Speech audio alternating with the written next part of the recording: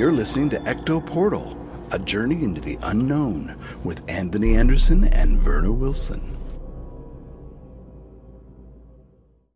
I hope that you are seated comfortably, with the light turned down and the curtains drawn.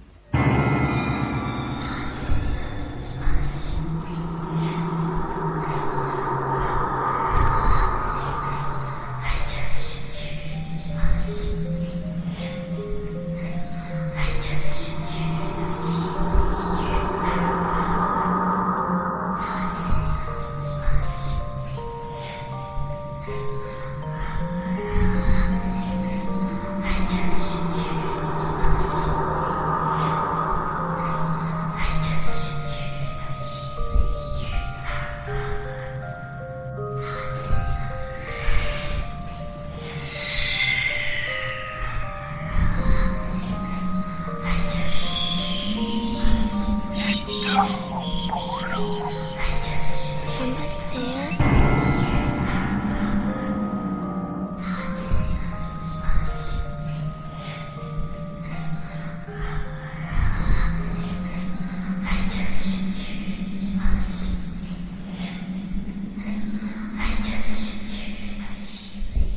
Hello, once again, to another journey into the unexplored, the unexplained, the unknown. I'm Anthony Anderson, your host, and I'm here with my precarious co-host. Verna Wilson. What's so precarious about me? I don't know, just thought I'd say that. Oh, okay. That's okay. I'll get back at him. So what is, you want to do just a quick, tell them what our show's about this week before we move It's forward? about Mary Nisson, who's known as a witch. We don't know if she was an actual witch in the sense that people think she was, but she was definitely a witch in her own way. Okay. Yeah. So what have you been up to lately? Well, I've been doing writing, Okay. and I went ahead and wrote a new poem lately that was based on a true childhood story, and a lot of people, I shared it with some friends. That was sad. I read that one. That was sad. It was very sad. Yeah. It was Good, but sad. Yeah, thank you. It was very sad, and it stayed with me all those years, and I finally put it on paper. So I'm glad a lot of people liked it. And also, there was a special event going on at a club called Bottom of the Hill, where some groups were playing, and they actually showed in the background a slideshow, like a film, that people donated their photos from the late 70s to all the way through 87 of them, and also their memories, and mostly people in the music scene. Cool. And I went ahead and I donated some of my photos, and Greg, my boyfriend, donated some of his photos because we were both very active in that scene. Yeah. So it was fun night. Saw a lot of old friends I haven't seen in a long time. The groups did a great job, and it was fun. Very cool. Yeah. I have not done much of anything, so I have nothing to tell you. Sorry. Well, there's times I come on the air and I'm working a lot, okay. so my job might be ending. It might not be. It might be a new chapter in my job, but we'll see. Well, That's all I can really say. I hope everything works out in your favor. Thank you. I hope so too. Yeah, we all have periods in our life where we're just not doing a whole lot, but that's okay. Yep. As long as there's not drama or stress, we're fine. Exactly. Yeah. Happy and healthy, at least. Happy and healthy, that's what counts. All right, let's go to the paranormal news. Yeah, let's go to the do it.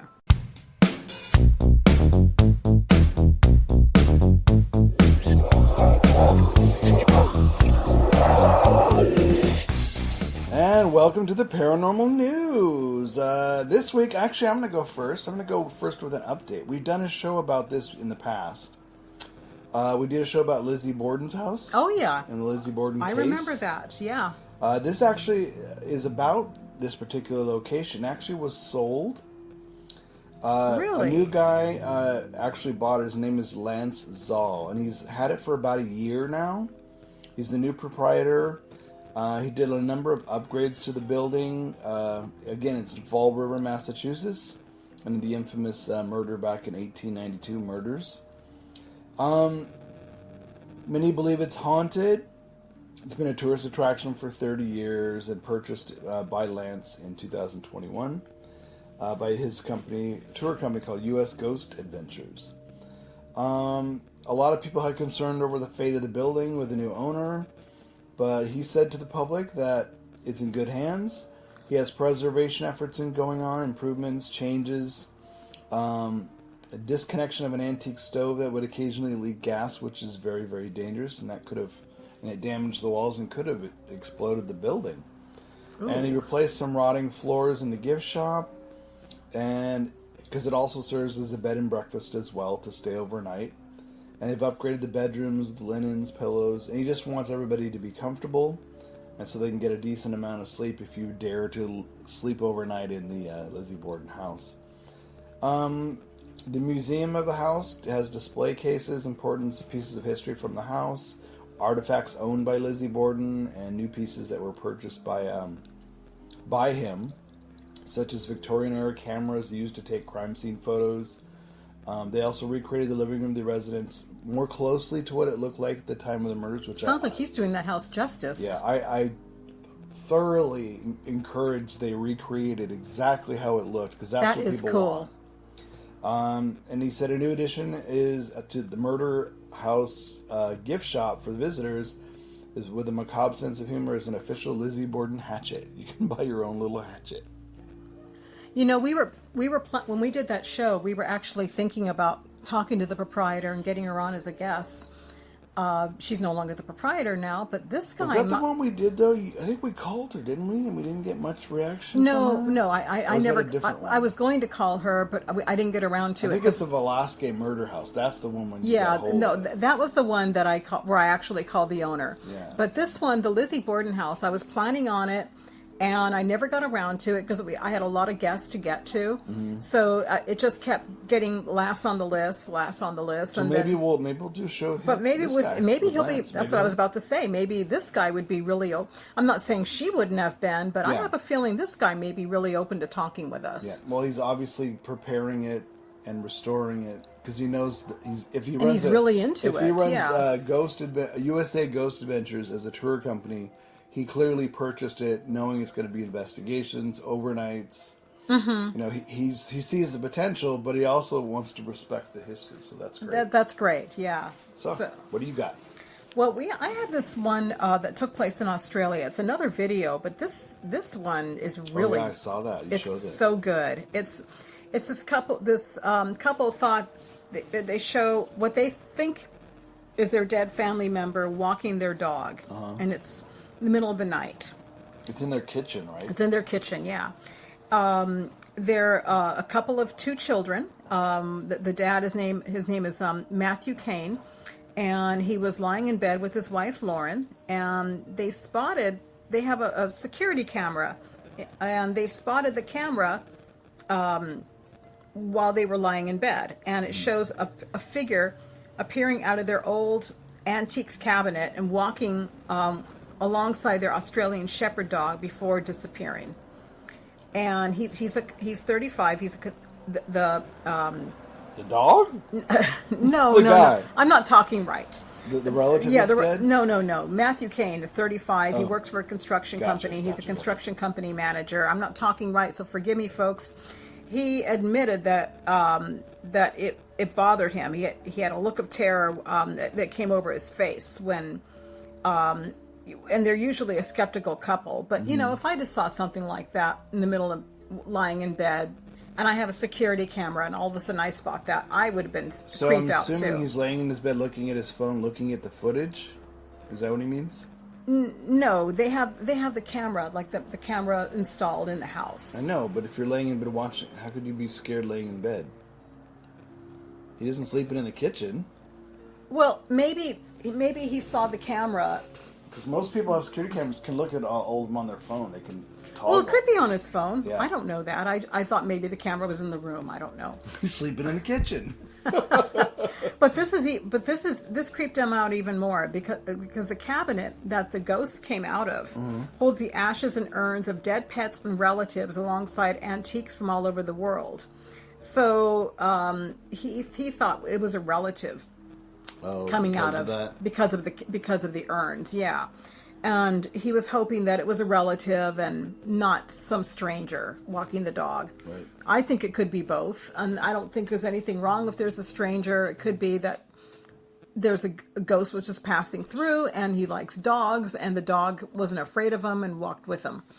Animals are very sensitive to spirits. Well, I was impressed by the video because the first thing you see the person walking, and then you see the dog ghost beside it. But Right. then the dog ghost looks directly towards the camera, and you see the reflection in its eyes. Like when you see a dog, you see in headlights, you see the reflection of the eyes. You see that for a split second or two, and then it turns and it walks away with the spirit. It literally looks like somebody walking a dog. Now, I'm one that doesn't buy into, it came out of that urn of ashes over there. Because that's, right. to me, that's reaching. That's what I was wondering too, yeah. I mean, again, who's to say it isn't somebody out walking their dog and has no relation to them? But he saw the figure come from the direction of the cabinet. That's why he thought that. In his eyes, yeah. But in the spirits in the dog's eyes, they could be wherever they're at. And Right. They don't see the cabinet They or don't. anything else. You know what I mean? So I'm not one who's going to buy into people coming out of jars of ashes. I just think it's ridiculous. I don't think so either. So, It's a little preposterous, kind of. and animals are very sensitive to spirits, so Yeah. it could have been a relative, but it could have been a spirit passing through and saying, nice doggy, and the doggy's walking with them. But the eyes, when you look at the video, go to the Facebook page, folks. Look for this article, but when you see the dog's eyes reflection, it's amazing. To me, that's really even is. more validation than just a spirit. I agree. There's no mistaking that's a dog or an animal's eyes reflecting. Very cool. Now, have you noticed that with these articles that we're doing, with these videos are getting better and better. They're not just some blob or some shadow that people say, oh, that's a ghost. There's something Well, I think that's technology really is getting better. A lot of these house security cameras, there's cameras in almost every room in a lot of these bigger homes. Because, people want them outside. They want them on their doorsteps. They want them for their kids. Sure. So all that footage is being recorded continuously, and eventually they'll dump it, erase it, and start over again. But you could have days worth, and I think that's why we got all this stuff. Yeah, and I think it's great. It could also be that the newspapers are getting picky, and people want to submit something that looks very real and doesn't look like something silly. Yeah. Yep.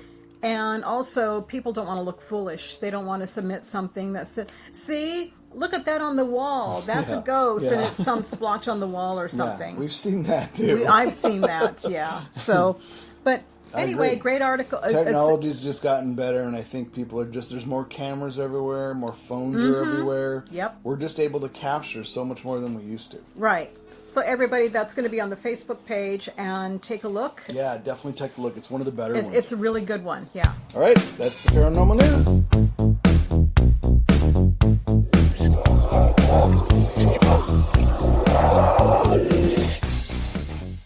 All right. So, what have you got for us this week? You already said it was a witch, correct? Well, she's thought to be a witch, Okay. and I would call her that because that's a compliment. But she's a witch in the sense where I think of the true witchcraft, which were the healers and the wise women, the herbal women, Herbalists. the herbalists who were looking to heal their community. To me, that's the real witchcraft, not what people think are dancing in the woods and trying to kiss the devil's butt and things like that. That's just somebody. There's an image, folks. I don't know of anybody who really would have wanted to do that. It's always funny what people actually were doing versus what people assumed They were doing. Fantasized. I mean, if somebody were were questioning and saying, "Did you go in the middle of the night and kiss the devil's butt?" I would be like, "Why would I want to do that for? In the dark forest and there's a butt there? No, thank you." I mean, but anyway. Let's get into the story. Okay. This happens in New England, and her name was Mary Nisson. And actually, in Maine, there are two famous and two true stories of witches. And there's a road there called Witch Trot Road, and it's in New England. Which what? Witch Trot Road. Trot Road. Okay. Yeah, and it's in New England, and Reverend George Burroughs of Wells, he was accused of witchcraft during the height of the Salem witch trials, which we all know during that time you could be accused by a neighbor not liking you. Attitudes, or being a little different. Deal, yeah. And of course, he said he was innocent, and he agreed to prove it in front of the magistrate in Danvers. Mm-hmm. And the Reverend suggested a shortcut to the road that would bring them to Danvers much quicker. And the men later believed that he enchanted them, which brought them to a dark forest that was an evil dark forest. And when they came to a strange high ridge, like a high hill there, the sky grew dark and it started to rain, and there was thunder clouds, and they became frightened because they believed that he summoned the powers of the devil against them. And there was lightning on all sides, and the horses got scared, and they flew off, and he was calm about it, and he was still trying to go on his way in his journey. Yeah. But the party was they hurried through this dark forest as the storm grew worse, and so anyway, they hurried along to what would later be called Witch Trot Road, and the storm finally calmed down, and Reverend Burroughs, he was still calm, but he was arrested on April 30th, and he was executed for witchcraft on April 19th of that same year, which I feel is really stupid. Yeah. Just because of a storm, and they got scared, and he was mania. Yeah, and he was calm and everything. I mean, he was trying to remain centered, and I feel sorry for the man. In other words, but manicness is catchy. Yeah, especially if you're real superstitious and you're walking with this, you're riding on a horse with a supposed witch and all this. Come on, it's like use your heads, folks. Yeah, that's the problem. Yeah. Okay. So now here's the other account that came from New England. It was about Mary Nisson. She was a respected herbalist in the community. She had a knowledge. Does it say what year she was around? She was born in 1745, so it was the 1700s. Okay. Yeah. And she was a known herbalist in her community. She was known as the White Witch, actually. And she grew up in the York Village, where she met and married Samuel Nisson. They had 6 children. Wow. Peter, William, Susanna, Samuel, George, and Mary.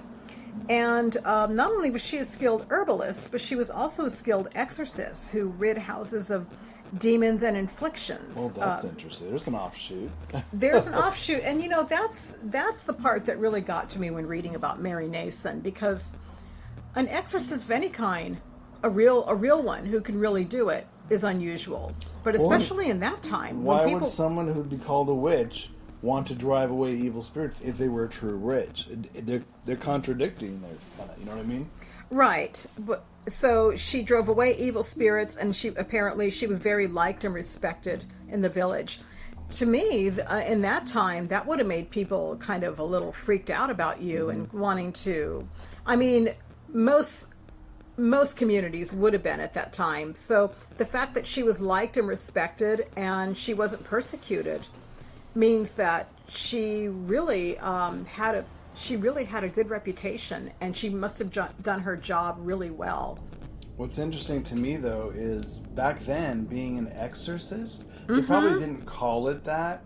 It was probably called something else. You're driving away the evil spirits, whatever, what have you, blessing this house. But the fact that she was called on to drive out evil spirits, but maybe witch.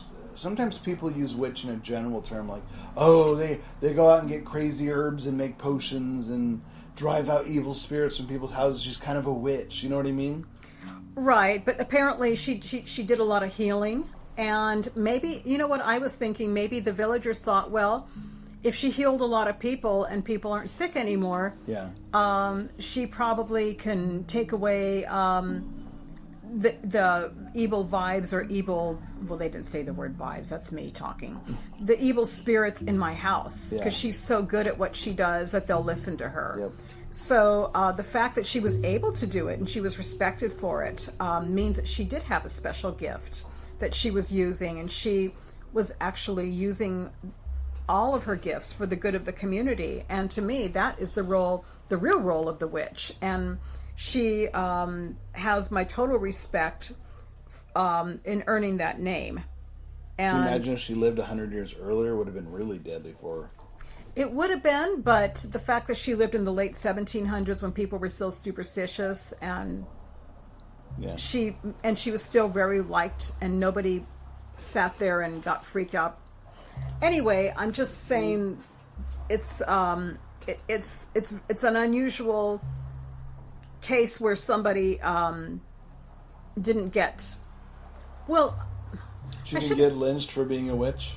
I should say that, but maybe there were more villages or places that were open to it than we knew. Well, that's what I mean, though. Mid-1600s in New England, it would have been a dangerous time for anybody who did any of that stuff. But later 1700s, Things changed. Things changed. Yeah. People were probably still superstitious, Mm-hmm. but maybe there were a lot of places that were more open-minded than we knew. Because Possible, yeah.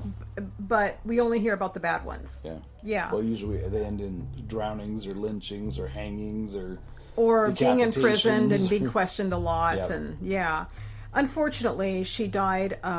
She died early. She died on August 18th, 1774, age 29, after having their youngest child. Yeah, she was young. Yeah, she was very 6 young. kids at 29. Yeah, That's incredible. I know. And she had time to go out and drive demons from people's houses. and work on her herbs. Yeah. Yeah. So she She's busy. very busy.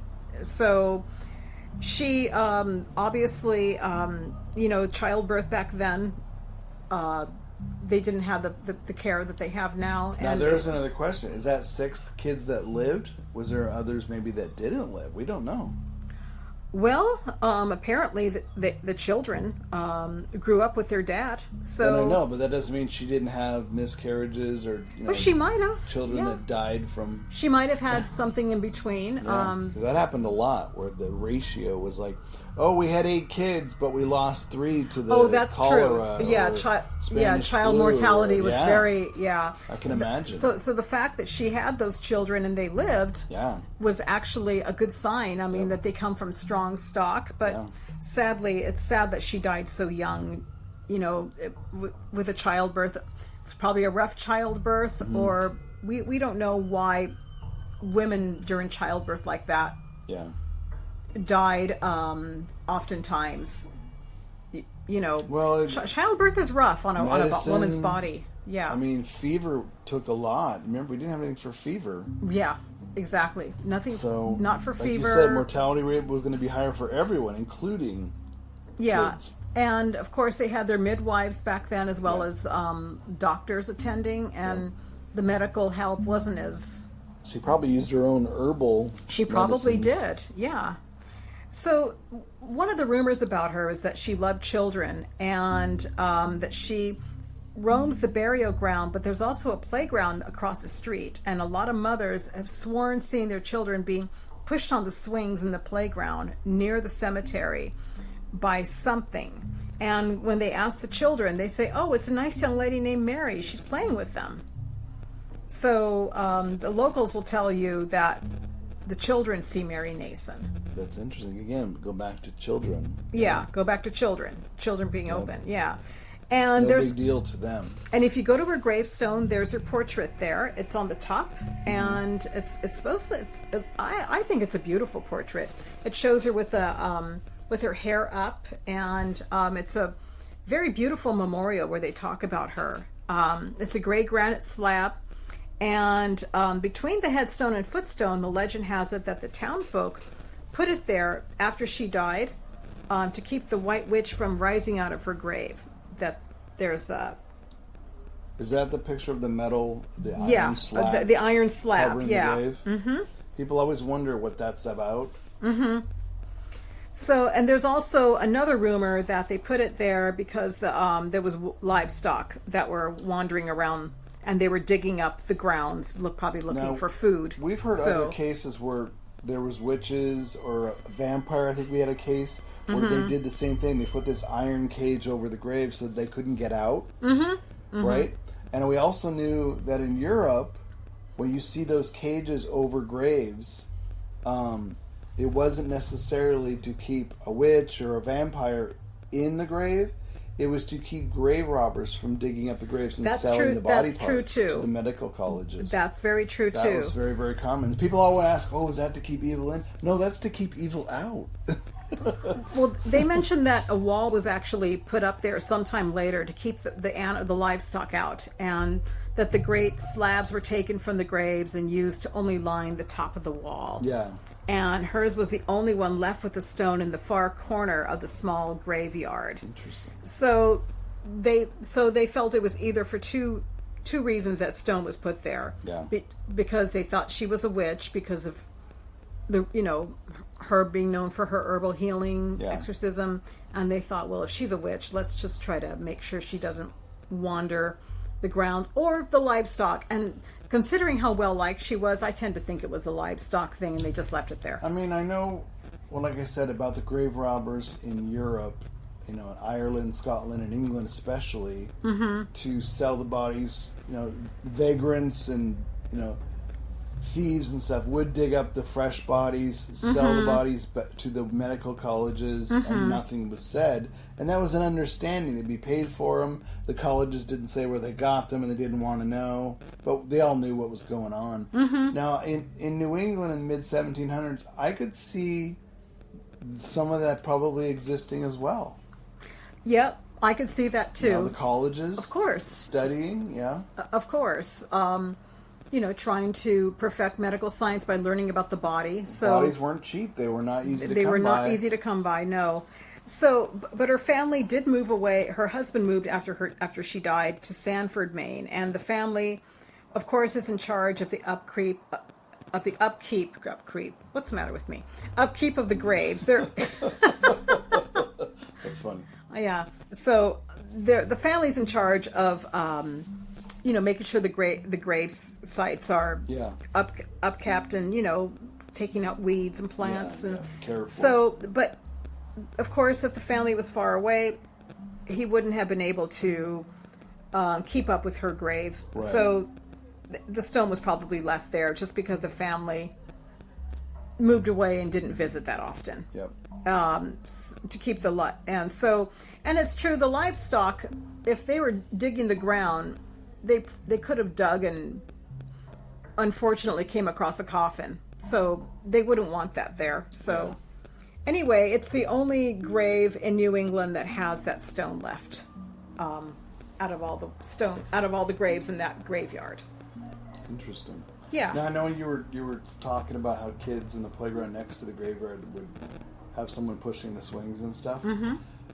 That's the other theory that I have grown. When I first started as an investigator, my theory was, let's go to graveyards. That's where people would be hanging out because their bodies would be there, so they'd be doing nothing but hanging around the graveyards. So I do EVPs there, and people would say, well, why do you do EVPs in graveyards? Because why would you want to hang out in the graveyard where your body's at? And I go, well, that's what I was told, and I was doing things that people told me would make sense. But you have gotten some EVPs with graveyards. Oh, Remember yeah. Sutter Creek? I still do. But I started to think about it, going, well, let's not use man's made up rules about where spirits can and can't go.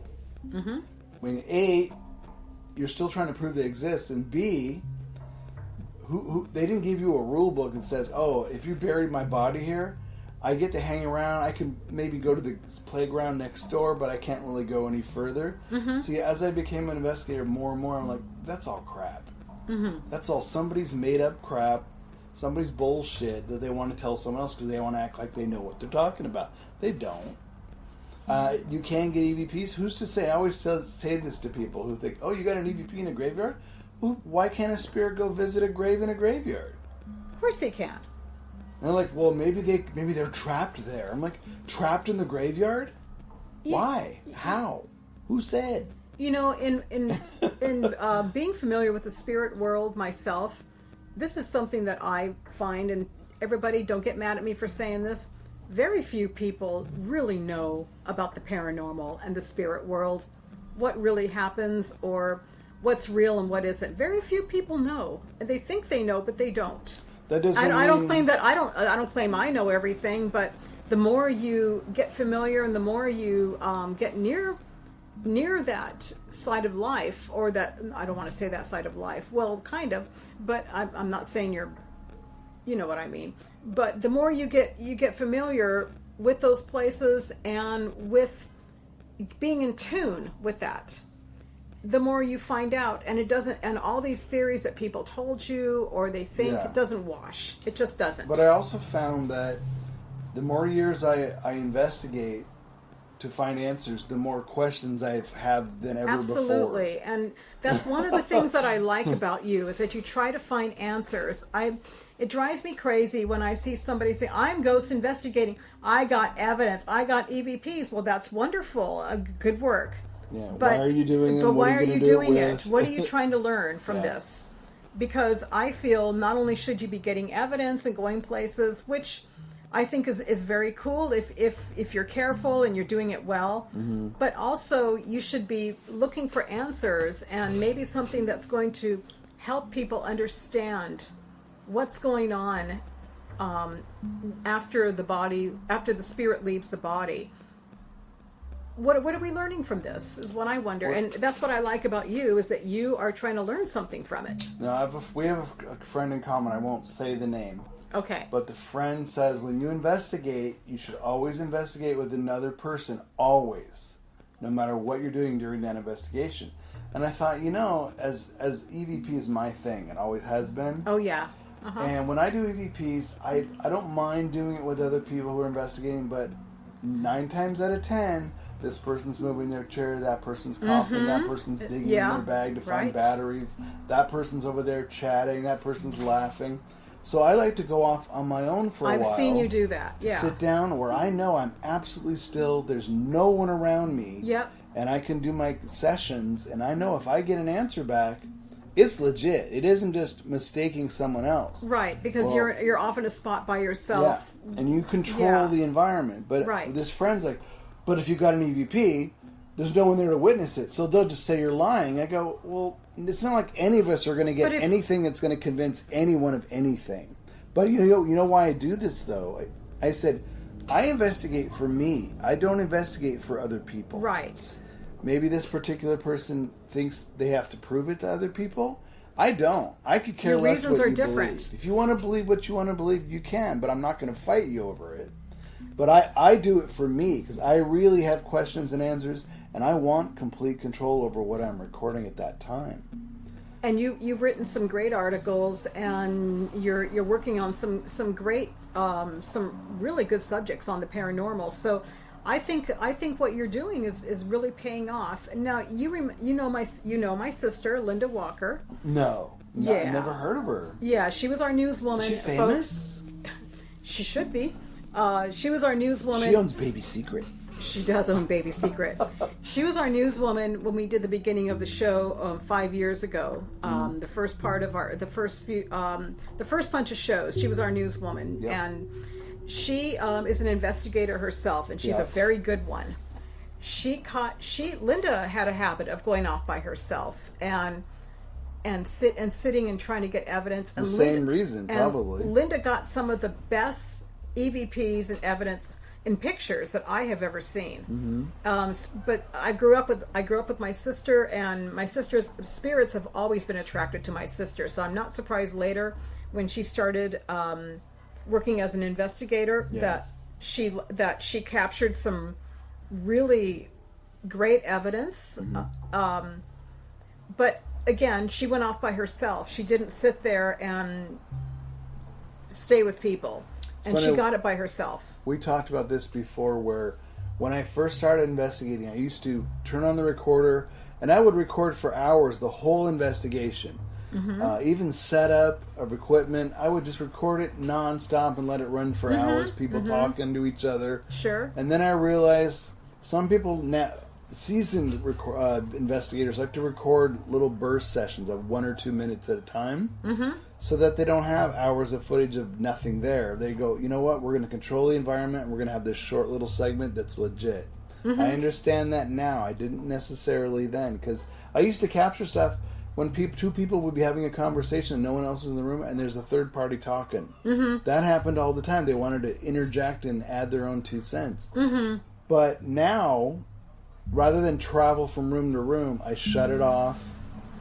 I start it. I say who's there. I say whatever contaminants are in the atmosphere, lawnmower, car, whatever, radio, radiator, air conditioner. And then we do the session, and then I turn it off, and then I move to the next room, and then I turn it on again and do the same thing, different room. Here's what's going on. Here's who's here. You know, when you say that, there's one EVP that I do remember. When you and I were at that Army fort, the one by Golden Gate Bridge. Oh, 4 Point. Yeah. Yeah. And there was a lot of tourists there when we were trying to capture some evidence in the room, and we were being very polite, asking, who's here, what's your name, what rank were you? Yeah. And we were saying, oh gosh, we were saying it, and it was captured on tape. We were saying, oh gosh, there's tourists, oh, people are coming. And all of a sudden, we heard a voice that say, I'll get them out, they're leaving. Remember that? They were trying to help us. Yep. And I thought that was great. See, and it's one of those, that's why I used to kind of let it run sometimes. Sometimes I would do a separate session, like if we had an investigation in someone's house, I would let the recorder run while we did their setup. I knew everybody's voices in the room as we set up, but I knew that, I can always record another session when we start. But if I go back and listen, I find EVPs of our conversations as we're going along. So you never know when you're going to get it. You never know. Just because you have a question doesn't mean someone else needs to answer you. Right. It's Right. just Exactly. what we want. So, yeah. So that talking about Mary at the playground and next to the graveyard kind of reminded me of that whole what Sure. people believe. You know what I mean? I would love to visit that graveyard and leave some flowers for her. There's very few times when I read about an actual witch who was a real witch in the sense of the word, with healing and trying to help her community, and people respected her. I mean, I feel bad for the ones that were trying and people didn't respect them. Yeah. But it's nice to read about somebody who did who did what I think is the real thing. And I would love to leave some flowers for her, and who knows, maybe... It's just nice to know she didn't want to kiss a devil's butt in the Right, face. it's nice to know that, yeah. And I wouldn't mind going on the grounds and seeing if we can get some EVPs, maybe of her, maybe not, but... You have to go to New England first, right? I'd love to visit New England. I always wanted to visit over there. So, but Verna's buying us tickets, we're going.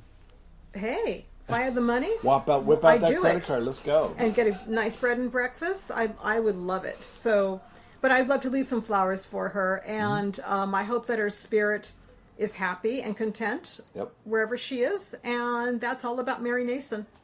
Yep. There's another interesting story. Yep. All right, folks, until next time on Ecto Portal, we're going to say goodbye. Bye. See you next week.